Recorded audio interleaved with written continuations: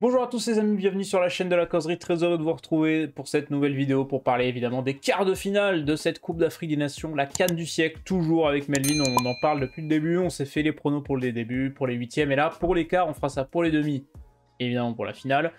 Et on est très heureux, il y a eu des surprises dans ces huitièmes de finale, et donc avec Melvin on va essayer de pronostiquer les quarts de finale, on n'a pas été très bon sur les huitièmes là Melvin je crois. J'ai pas regardé mais...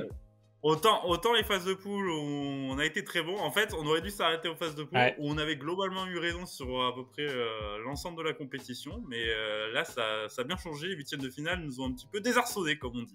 Ben, je crois qu'on a la moyenne, je crois qu'on avait 4 sur 8, si je regarde. Ah, j'avais dit la moyenne. 8 sur 16 pardon. Dans la vidéo, j'avais dit la moyenne, ça aurait été pas mal. C'est ça. Donc écoute, on va y aller tout de suite pour ces quarts de finale, puisque voilà, il y a 4 quarts de finale, on va essayer d'évoquer un peu chaque équipe, et puis on est parti. Et on se retrouve donc devant cette tier list pour parler de ces quarts de finale de la Coupe d'Afrique des Nations qui commence ce vendredi à 18 h par Angola-Nigeria. Alors la surprise angolaise qui continue, hein, l'Angola qui retrouve les quarts de finale pour la première fois depuis 2010. Puisque la dernière fois qu'ils étaient en quart de finale c'était chez eux pour la CAN 2010 du coup en Angola. Ils ont battu la Namibie assez facilement 3-0, ils seront sans leur gardien qui a pris un carton rouge lors des huitièmes de finale contre la Namibie. Et il va affronter une équipe du Nigeria qui a disposé du Cameroun grâce notamment à un Victor Osimhen. Je sais pas ce que tu en as pensé, mais j'ai vraiment trouvé qu'il montait en puissance tout comme cette équipe nigérienne et qu'il a fait un super match contre le Cameroun. Est-ce que du coup l'Angola va pouvoir créer encore une fois la surprise et aller en demi-finale pour la première fois de son histoire face à une équipe du Nigeria qui potentiellement maintenant est l'une des favoris numéro 1? Ah oui, mais on a vu que ce statut de favori Oui. valait pas l'avoir hein, depuis le début de la compétition. Après voilà, le Nigeria est dans sa lignée de ce qu'on avait annoncé avant le début de la compétition. C'est vraiment un solide outsider, c'est sérieux. Défensivement, ça m'impressionne. Je pensais que défensivement, il allait y avoir des lacunes et c'est même tout l'inverse. Donc attention à cette équipe du Nigeria qui se retrouve en quart de finale dans une compétition qui est totalement ouverte, dépourvue de favoris. Donc j'ai envie de mettre la pièce sur le Nigeria, mais ça va être encore Ça va pas être simple, ouais. combat. Ça va pas être simple et surtout que quand on voit les surprises de cette Coupe d'Afrique, l'Angola peut tout à fait créer. Ils ont, franchement, j'ai trouvé impressionnant offensivement aussi. Hein. Ouais, l'Angola est en pleine confiance, hein, donc ça sera compliqué, mais je trouve que cette équipe du Nigeria a quand même plus de talent, notamment devant, pour faire la différence et peut-être pour séparer d'un match qui peut être vraiment galère. On va dire avantage Nigeria pour ce quart de finale, mais attention à cette nation angolaise qu'on ne va pas enterrer trop tôt. On va enchaîner, c'est le quart de finale qui aura lieu vendredi, j'arrive. Vendredi 21 h, République démocratique du Congo contre la Guinée, la RDC qui n'a toujours pas gagné un match de cette CAN puisqu'ils ont sorti l'Égypte au tir au but après que Lionel Mpassi, le gardien de Rodez, ait inscrit son tir au but après que Gabaski ait manqué la cible. La Guinée, alors je sais pas si tu as vu les déclarations de l'entraîneur guinéen qui a dit que voilà, fallait que la RDC se prépare à faire les valises pour rentrer parce qu'eux n'étaient pas prêts de rentrer et qu'ils voulaient continuer dans cette CAN. La Guinée qui a éliminé la Guinée équatoriale au bout du suspense. Est-ce que la RDC va pouvoir continuer sa série de ne pas gagner des matchs mais passer au tour suivant? Ah, moi je l'ai dit, hein, la RDC ça va dire le Paraguay 2011, aller en finale sans gagner un match. Moi j'ai envie d'y croire à cette équipe de la RDC, voilà, comme je l'ai souvent répété, ils ont un très très bon sélectionneur, Sébastien De Sabre. Et un groupe qui est vraiment mature, hein, qui est vraiment arrivé à maturité. Donc j'ai envie de mettre une pièce sur la RDC, d'autant plus à les déclarations guinéennes, parce que souvent quand tu fais ce genre de déclaration, tu as souvent un retour de bâton. Donc je suis pas sûr que cette communication va aider grandement la Guinée, et plus globalement je trouve que la RDC est légèrement supérieure à cette équipe guinéenne. Et la Guinée qui est pas sur son côté, c'est sur les déclats, ils nous ont artillé de déclarations tout au long de la CAN, que ce soit les joueurs ou c'est la confiance guinéenne, c'est... Ouais. C'est magnifique, hein. En tout cas c'est le divertissement, il nous offre beaucoup de belles choses.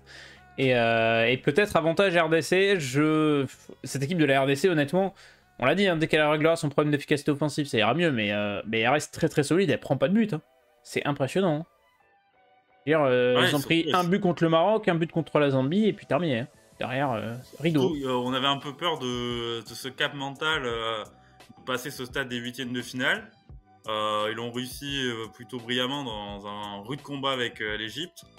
Donc je pense que cette victoire au bout du bout va peut-être plus libérer la RDC et peut-être que ça va se libérer notamment aussi offensivement comme on l'a dit, hein, ce manque d'efficacité. Donc vraiment là sur ce match, peut-être de match où je suis plus confiant en mettant la RDC. Et donc la Guinée va gagner. Et donc la Guinée va passer évidemment. On ne sait pas, mais c'est clair que On va dire petit avantage RDC, même si la Guinée, il faut jamais les enterrer parce qu'ils nous montrent quand même de belles choses depuis le début de la CAN. Le troisième quart de finale, et celui-là c'est peut-être l'un des plus beaux sur le papier en tout cas que l'on peut avoir, Mali-Côte d'Ivoire. Alors la Côte d'Ivoire qui a créé l'exploit, on l'avait dit hein, pendant les pronos des huitièmes, c'était deux scénarios possibles pour la Côte d'Ivoire, c'est soit ils s'effondraient totalement face au Sénégal, soit ils avaient de l'orgueil et ils allaient chercher une qualification. Alors le Sénégal est, je pense, passe à côté de son huitième de finale, battu au tir au but donc par la Côte d'Ivoire. Et la Côte d'Ivoire qui maintenant peut-être se déclique pour aller chercher sa Coupe d'Afrique des Nations chez elle. S'ils y vont jusqu'au bout, les Ivoiriens, ça serait quand même un scénario magnifique, rocambolesque, mais magnifique. Mais face à eux, attention, cette nation malienne, équipe qui a disputé le plus de matchs, je le répète, sans jamais gagner la Coupe d'Afrique des Nations. Équipe qui doit passer un cap sur l'échelle continentale. Très très belle équipe du Mali qui a sorti le Burkina Faso. Donc ça va être un quart de finale, je trouve, très serré avec deux belles histoires à écrire. Ouais, et le Mali, on n'en parle pas beaucoup, hein, mais oui. Pour l'instant, ils font une CAN très très solide. Hein, voilà, ça parle peu, mais ça fait le travail. Tu te retrouves dans un quart de finale qui est pour moi le quart de finale peut-être le plus équilibré parce que vraiment, c'est deux équipes qui ont le talent pour aller au bout, mais qui pour l'instant sont pas au top niveau.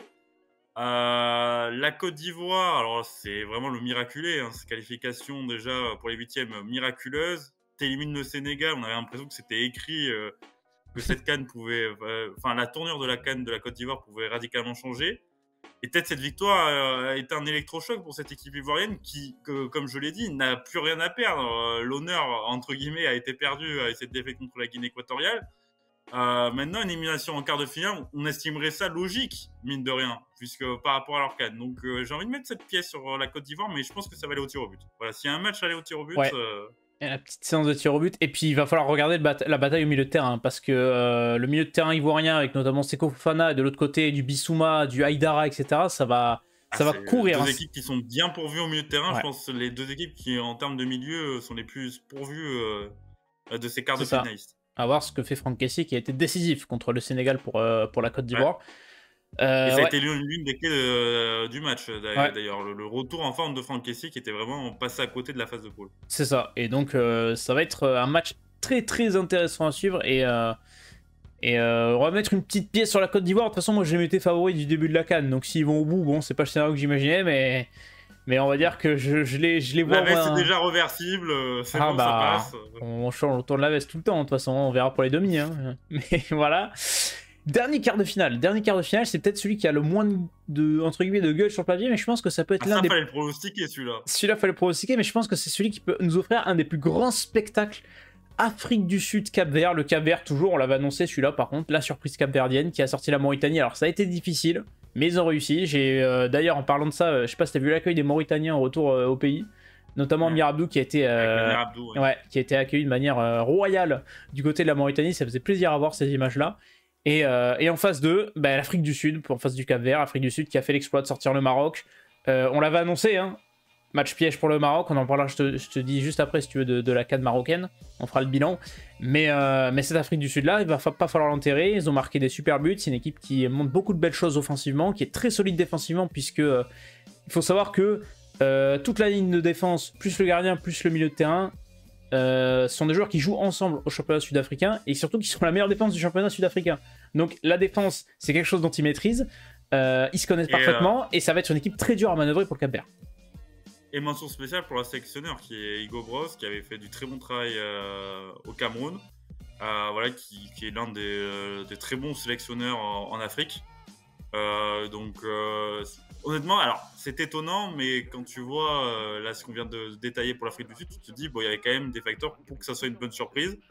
Je m'attends, comme tu l'as dit, à un quart de finale assez fou. Entre deux équipes qui peuvent vraiment être la surprise de cette CAN. Voilà. C'est deux équipes qui proposent un jeu plutôt agréable. Franchement, l'Afrique du Sud n'a pas volé sa victoire contre le Maroc. Ah non. Donc voilà. Je pense que ça va être un super match, mais mon cœur est capverdien. Ah, j'ai envie de mettre le Cap-Vert aussi. Hein. C'est la petite équipe Foucault depuis le début aussi. Hein. Je suis d'accord avec toi. Hein. J'avoue que... Je veux voir ces requins bleus contre la Côte d'Ivoire, cette demi-finale.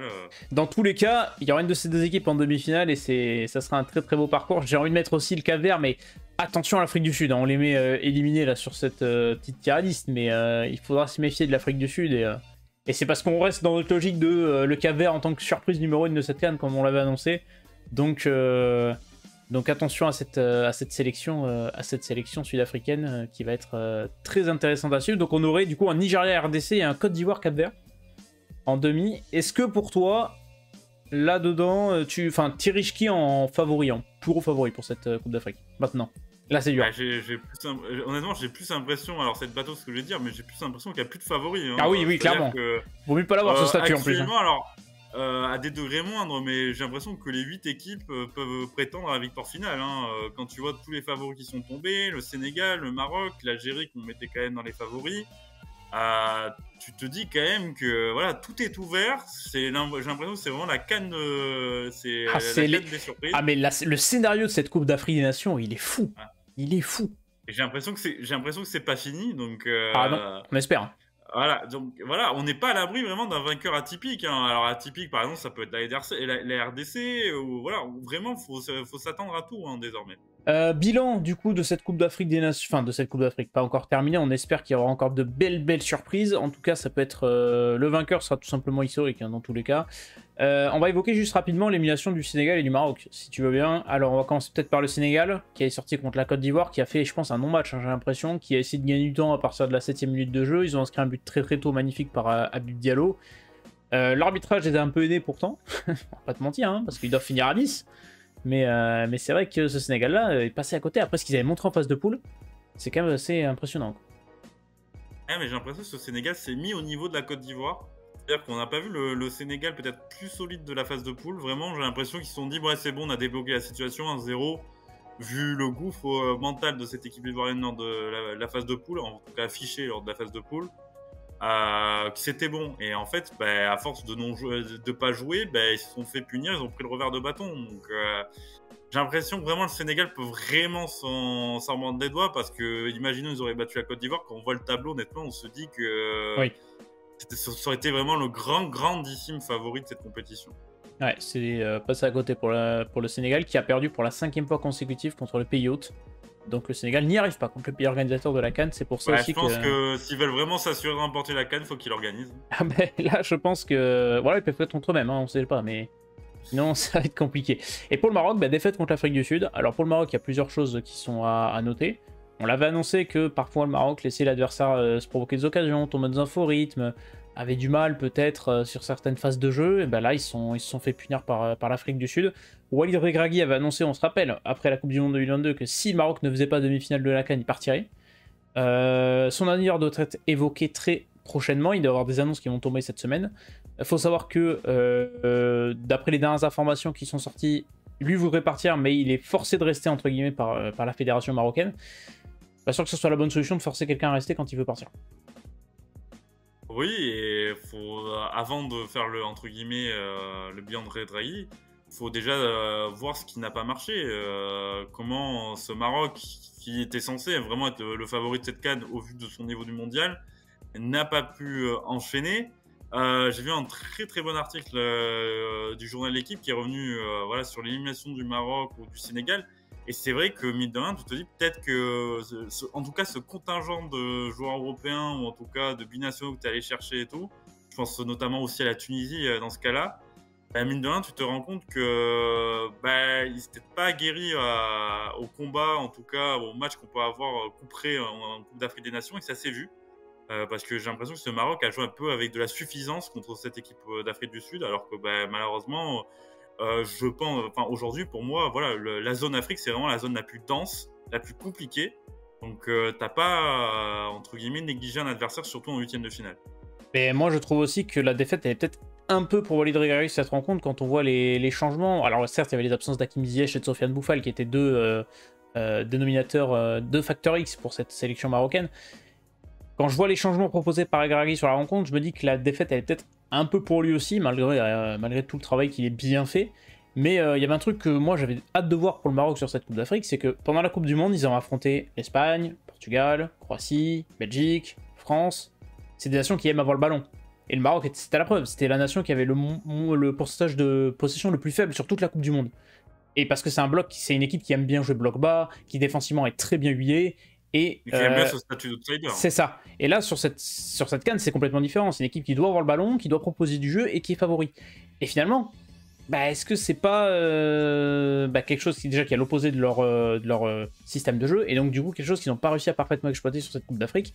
Et j'ai trouvé sur les matchs où ils ont dû faire le jeu, en manque d'aspiration, en panne d'aspiration. C'était compliqué, quoi. En cherchant l'exploit individuel. Voilà. Le constat, je trouve, est bon, hein, ce que tu viens de dire. Voilà, c'est une équipe marocaine. On va parler là de Walid Regragui. Aujourd'hui, en fait, le souci, c'est que si Walid Regragui part, t'as personne. Qui à la place? Les sélectionneurs ne courent pas les rues, quoi. C'est ça. Est-ce qu'on tente un pari d'un entraîneur étranger? Le retour d'Hervé Renard. Ouais, ça pourrait être évoqué. Voilà, Hervé Renard est libre, est censé être libre. Par contre, ça veut dire que c'est fin de carrière pour Hakim Ziyech, hein, vu la relation qu'il y a entre les deux. Ça n'a pas aidé. Voilà, il va falloir faire des choix. Pour moi, d'abord, je pense que l'état des lieux doit se faire au-delà du sélectionneur. Je pense pas que c'est uniquement lié au sélectionneur cet échec, parce que c'est vraiment un échec pour un Maroc qui avait la prétention de l'emporter. Faire vraiment une introspection, un gros travail sur ce qui n'a pas marché, ce qui pose encore problème, parce que mine de rien, cette défaite met une petite tache noire, un bilan pour le football marocain qui ces dernières années est très très bon. Il y a eu cette demi-finale de Coupe du Monde. Les féminines, ça a bien marché lors de la dernière Coupe du Monde. Historique. Plusieurs joueurs, honnêtement, marocains s'exportent dans les 5 grands championnats. Donc il y a un bon travail qui a été fait. Maintenant, voilà, faut confirmer ce qui n'a pas marché. Faut confirmer avec une prochaine CAN qui est chez eux, qui sera au Maroc. Alors on sait pas trop quand est-ce qu'elle sera organisée, parce que il y a la Coupe du Monde des clubs là, qui est organisée du coup ils savent pas trop quand est-ce qu'elle aura lieu. Donc ça va être quelque chose. Et il y aura une Coupe du Monde aussi chez eux en 2030. Donc le football marocain a potentiellement de belles heures à écrire. Mais il y aura aussi beaucoup de pression, puisqu'ils seront attendus sur ces événements-là, et là, il va pas falloir se rater, donc il va falloir bien travailler, bien préparer ça en amont. Faire une belle Madi bis. C'est ça. Voilà, si vraiment il y a un état où on sent qu'il y a un truc cassé, il vaut mieux laisser partir Walid Regragui et bâtir sur quelque chose d'autre que perdre encore 3-4 ans. C'est ça, écoute, on verra ce qui va se passer pour le Maroc. En tout cas, nos paris pour des quarts de finale de la CAN sont faits. Ça va être bon. On espère être bon, on espère au moins à la moyenne, au moins un petit 2 sur 4. On espère. Au niveau des résultats, écoutez, sur ce, nous on va vous laisser. On se retrouvera pour les demi-finales pour la Coupe d'Afrique. Il y a plein d'autres vidéos qui sont sorties sur la chaîne. Vous pouvez nous retrouver tous les mercredis de 19h à 20h30 sur Twitch. Vous pouvez vous abonner à cette chaîne, la liker si vous aimez ce qu'on fait. Et nous on vous souhaite une très très bonne fin de journée. Ciao!